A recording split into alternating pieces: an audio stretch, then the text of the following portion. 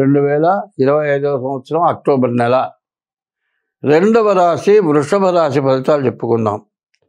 ఈ వృషభ రాశి ఎట్లా ఉన్నది అంటే, ఈ వృషభ రాశికి ధనాన్ని రక్షణ చేసేటువంటి పరిస్థితి ఉంది. వచ్చిన డబ్బులు వృధాగా దండగ్గా ఖర్చు కావు. వచ్చిన డబ్బుల వల్ల శని కూడా ఏకాదశంలో ఉండటం చేత ఈ రాశి వాళ్ళు ఇళ్ళు కానీ, పొలాలు కానీ, ఆస్తులు కానీ, ఇంకా వాహనాలు కానీ కొనుక్కోవటానికి చాలా మంచి అవకాశం. ఏమంటే వాహనాలు కొనుక్కోవచ్చు అని చెబుతున్నారు కదా, మా దగ్గర డబ్బులు లేవు, ఏదో కొద్దిగా ఉంటే ఎక్కడ వస్తుందంటే, మీరు అప్పు చేసుకున్నా కూడా వాహనం కొన్న తర్వాత బాకీ తీరిపోతుంది. అట్లా కాకుండా అప్పులు చేస్తే తీరతాయో తీరవో ఈయన చెప్పాడు అని ఆ డబ్బులు దాచిపెట్టుకునేటట్లయితే దండగ్గా ఖర్చు అయిపోతాయి. ఎప్పుడు కూడా జమకి ఖర్చుకి రెండు పద్ధతులు ఉన్నాయి. ఇప్పుడు ఉన్న డబ్బులు వృధాగా ఎవరికి అప్పిచ్చో ఏదో చేసో ఏ వ్యాపారం చేసో పోగొట్టుకుంటే అది ఓ పద్ధతి. రెండో పద్ధతి ఏంటంటే, బంగారమో ఇల్లు పొలమో స్థలమో కొనుక్కుంటే అప్పు చేసినా కూడా అది జమ కింద వస్తుంది. మనం ఉన్న డబ్బులు ఎవరికో అప్పిచ్చో వ్యాపారం చేసో దాంట్లో లాస్ వచ్చో వాడు ఎగ్గొట్టే పోతే అప్పుడు ఖర్చు కింద వస్తుంది. జమ ఏంటి?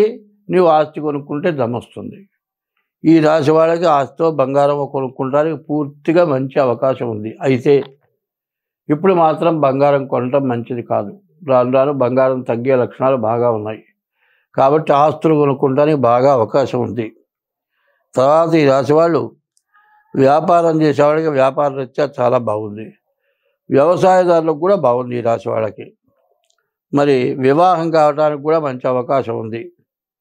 చదువుకునే పిల్లలకి విద్య, ఉద్యోగం, విదేశీ యానం చేయడానికి కూడా చాలా మంచి టైము. ఈ టైంలో వ్యాపారం కానీ, ఉద్యోగం కానీ, విదేశీ యానం కానీ కాదండి, ఉద్యోగంలో ఎప్పటి నుంచో ప్రమోషన్ రాలేదు అంటే ప్రమోషన్ కూడా రావడానికి అవకాశం ఉంది. అయితే వివాహం చేసుకోవాలి అంటే ఇప్పుడు పరిస్థితి ఏమిటయా అంటే, ఆడపిల్లలు చాలా తక్కువ ఉన్నారు. ఆడపిల్లలు దొరకటం లేదు. మరి ఆడపిల్లలు దొరక్కపోవడం చేత వివాహం కావడానికి ప్రతి వాడికి కూడా చాలా ఇబ్బందిగా ఉంది.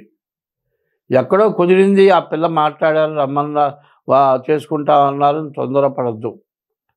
మీ డేట్ ఆఫ్ బర్త్ ద్వారా మీ జాతకం కలవందే చేసుకోకూడదు. షష్టాష్టకాలు మరి ఇట్లాంటివి కొన్ని ఉన్నాయి.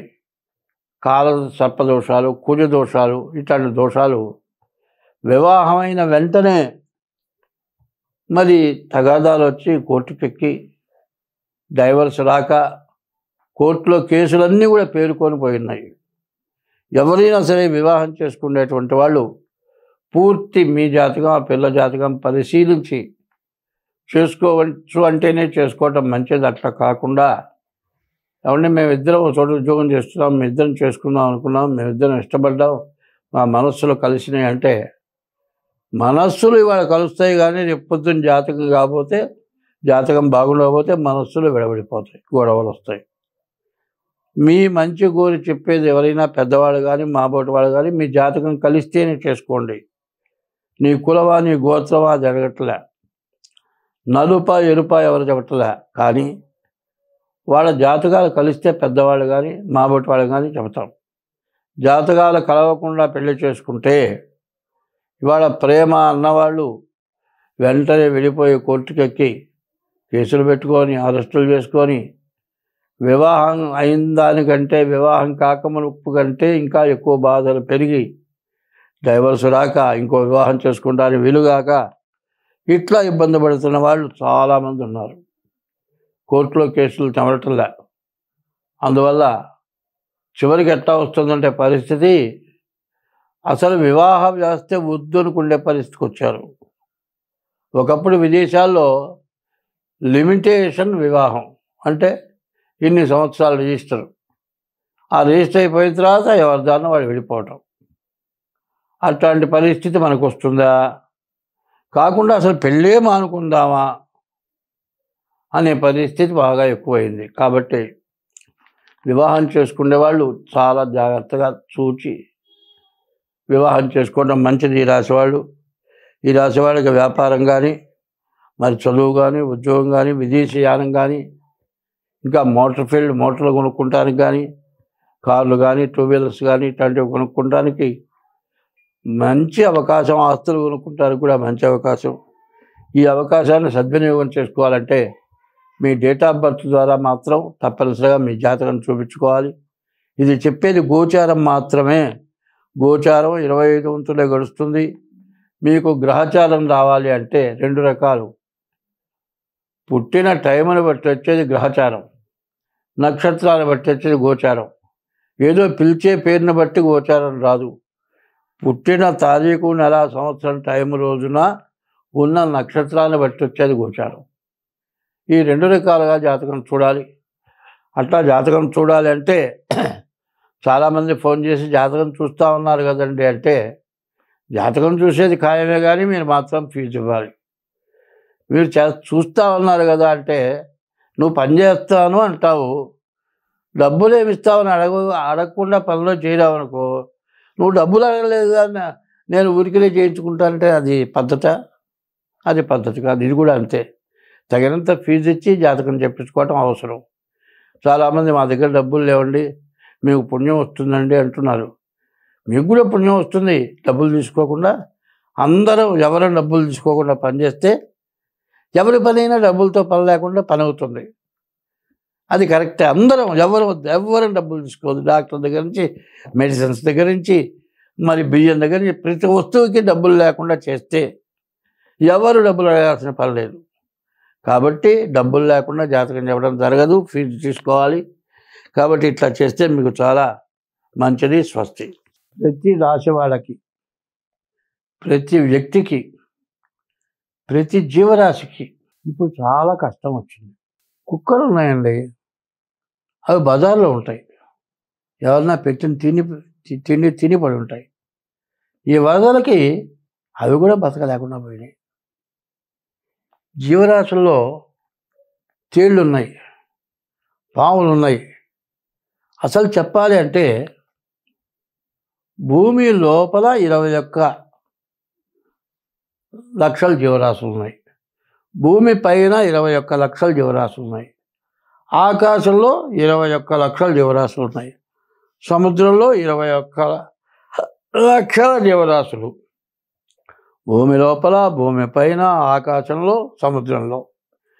ఈ 4 రకాలు 21 84 లక్షల జీవరాశులు. ఈ 84 లక్షల జీవరాశులు కూడా ఇవాళ బాధపడని జీవరాశి అంటూ ఏదీ లేదు. ఇంత కష్టం ఎందుకు వచ్చింది? ఎవరికి వాళ్ళు బాధలు వచ్చినాయి. ఏ రకంగా బయటపడతాం? రోజు కూలికి పోయేవాడికి 2 నెలల నుంచే వర్షాలు. కూలి పని చేసుకుంటానికి లేదు. ఏ పని చేసుకుంటానికైనా ఇబ్బందే, ఎక్కడికి పోవటానికైనా ఇబ్బందే. మరి ఏమీ జరగట్లేదు. దాదాపుగా ఏ వృత్తి చేసేవాళ్ళకైనా వాళ్ళకు ఎప్పుడు వచ్చేదానికంటే 1/4 కూడా రావడం చాలా కష్టమైపోయింది. కొంతమందికి అసలు ఆదాయమే లేదు, తినడానికి తిండి లేదు, పస్తులు పడుకునే పరిస్థితి వచ్చింది.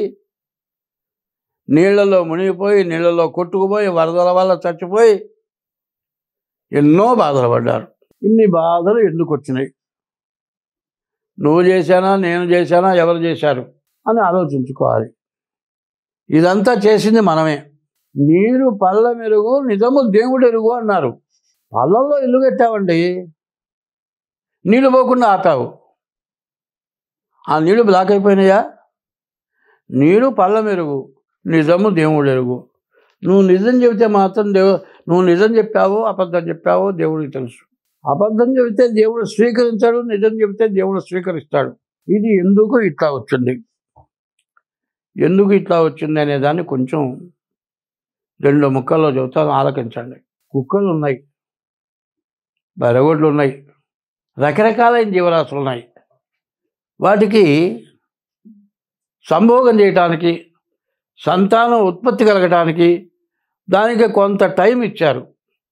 ఆ టైంలోనే ఆ జీవరాశులు కలుస్తున్నాయి. మిగతా టైంలో ఆ జీవరాశులు ఆడ జీవరాశికి మగ జీవరాశి, ఆడ జీవరాశి జోలికి పోవటం లేదు. మనం చూస్తున్నాం. చిత్తకార్తెల్లో కుక్కలు అంటారు. ఇట్లా ఉంటుంటే చిత్తకార్తె కుక్కల కంటే మనం ఘోరమైపోయినాము. మిమ్మల్ని ఎవరిని అంటలే, అందరూ, నేనే కాదు నా పిల్లలు కూడా కావచ్చు, అందరూ ఇట్లా తయారైపోయినారు. ఏమిటి? ఎప్పుడు కూడా వివాహ వ్యవస్థ చిన్న భిన్నమైపోయింది. వివాహం పెద్దల సాంప్రదాయం ప్రకారం జరగటం లేదు. ఎవరి ఇష్టం వచ్చినట్టు వాళ్ళు చేసుకుంటున్నారు. చీడా పెళ్ళయిన తర్వాత భార్యను చుట్టం లేదు.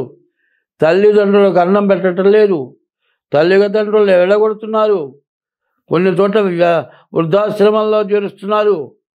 బాగా చదువుకొని ఉద్యోగం చేస్తూ విదేశాల్లో ఉండేవాళ్ళు తల్లిదండ్రులు చచ్చిపోతే వచ్చి అంత్యక్రియలు చేయడానికి కూడా మాకు ఖాళీ లేదు, మేము రాము, ఎవరన్నా చేయండి, వీడియోలో చూస్తూ ఉంటున్నారు.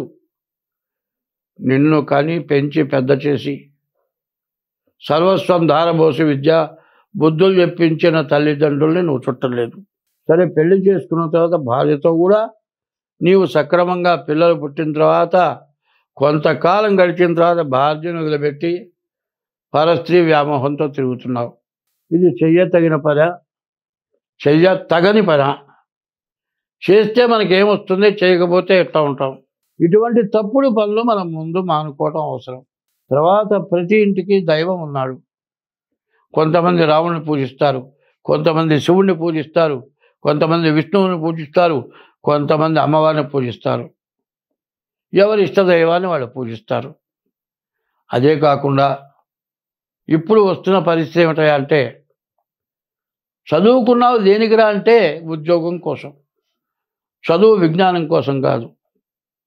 అజ్ఞానం అంటున్నారు, అజ్ఞానమైన చదువు చదువుతున్నారు, జ్ఞానమైన చదువు చదవటం లేదు. రామాయణం, భారతం, భాగవతం ఇట్లాంటి తొమ్మిది శతకం ఇట్లాంటివి ఉన్నాయి, వేమన శతకం, ఇవన్నీ కూడా జ్ఞానాన్ని ఇచ్చేవి. ఇవి చదవటంలా, ఎవరితో ఎట్లా మెలగాలి తెలియటంలా. ఇట్లా పాపం ఎక్కువైపోయింది. ఈ పాపం ఎట్లా ఉందంటే, చదువుకునే పిల్లలు గర్భవతులై పిల్లల్ని కని చెత్త గుంటల్లో బారేసి పిల్లల్ని, పుట్టిన పిల్లల్ని, ఎంత ఘోరాతి ఘోరమైన పనులు జరుగుతున్నాయి. ఈ ఘోరాతి ఘోరమైన పనుల వల్ల మహాపాపం పెరగటం వల్ల భూదేవత భరించలేక ఇట్లాంటి ఉపద్రవాలు వచ్చినాయి. ఇప్పటికైనా నేను ముందుగా చెప్పా, ఈ సంవత్సరం బాగా ఉపద్రవాలు వస్తాయని చెబితే, ఏమయ్యా జాతకాలు చెప్పమంటే అనవసరమైనవన్నీ చెబుతూ ఉన్నావు అని నన్ను విమర్శించారు. ఇవాళ ప్రపంచం మొత్తం, మన భారతదేశం మొత్తం అమర్నాథ్, హరిద్వార్, హృషికేశ్, కాశీ, ఉత్తరప్రదేశ్, దక్షిణ దేశం మొత్తం జలమయమైపోయి రకరకాలైన బాధలు పడుతున్నాం. ఇప్పటికైనా మనం చేరుకోవాలా, మనం బాగుండాలా, మనం బతకాలా, మన పిల్ల జల్లా బతకాలా, మన ఇల్లు వాకిళ్ళు ఉండాలా అనే కోరిక ఎవరికైనా ఉంటే మీ ఇష్టదైవాన్ని పూజించండి. తల్లిదండ్రులకు అన్నం పెట్టండి. తల్లిదండ్రులను హింసించబాకండి. పరస్త్రీ వ్యామోహంతో భార్యని బాధ పెట్టబాకండి. ఇవన్నీ మానేసి నీ ఇష్టదైవాన్ని పూజించండి. ఎప్పుడు కూడా జీవితమున సగభాగంబు నిద్దులకే సరిపోవు, మిగిలిన ఆ సగభాగంబు చిత్తశుద్ధి లేకపోవు. అతి నిద్రాలోలుడు తెలివిలేని మూర్ఖుడు, పరమార్థం కానలేక నిద్రతో చెడతాడు. 12 గంటలు మెలుగుతూ ఉంటే 12 గంటలు పనిచేస్తున్నావు, 12 గంటలు నిద్రపోతున్నావు. ఈ 12 గంటలు రాత్రిపూట స్త్రీ వ్యామోహంతో ఉంటున్నావు, తెల్లవారు నిద్రలేస్తున్నావు. ప్రశాంతత కావాలి, ఆవేదన ఎక్కువ, బాధలు ఎక్కువ, ఏం చేయాలో అర్థం కావట్లేదు. మరి తన వృత్తిలో ఏమీ సాగటం లేదు, తలకాయ నొప్పి, కోపం ఎక్కువ వస్తుంది, ప్రశాంతత లేకుండా పోయింది. ప్రశాంతత లేకుండా అశాంతి ఎక్కువై శాంతి లేక బాధపడుతూ ఉన్నారు. అందరం శాంతిగా ఉండాలి, అన్ని జీవరాశులు బాగుండాలంటే ఇష్టదైవాన్ని పూజించండి. ఎప్పుడు కూడా ఒక మంత్రం, ఓం నమ శివాయ, ఓం నమో భగవతే నారాయణాయ, ఇట్లా శ్రీరామ రామ రామ, ఇట్లా మంత్రాలు ఉన్నాయి. ఇవన్నీ కూడా ఖాళీ టైంలో కూర్చొని సెల్ పట్టుకొని చూడటం కాదు కావాల్సింది. సెల్ వచ్చింది ఎందుకయా అంటే చూడరానివన్నీ చూడటానికి. మరి ఫేస్బుక్ ద్వారా పరస్త్రీలు ఎంత అందంగా ఉన్నారో వాళ్ళని చూడటానికి, వాళ్ళకి ఫోన్లు చేయటానికి, వాళ్ళతో మాట్లాడటానికి, దాంతో భ్రష్టు పట్టిపోవటానికి జరుగుతుంది. అవసరమైనంత వరకే ఫోన్ వాడండి. మిగతా టైంలో మీ ఇష్టదైవాన్ని పూజించండి. ఎప్పుడు కూడా భగవంతుడి నామస్మరణ ఎవరైనా సరే ప్రతి వ్యక్తి 2 గంటలు చేయండి. అట్లా చేస్తే మనం ఉపద్రవాల నుంచి బయటపడతాం, అంతా బాగుంటాం.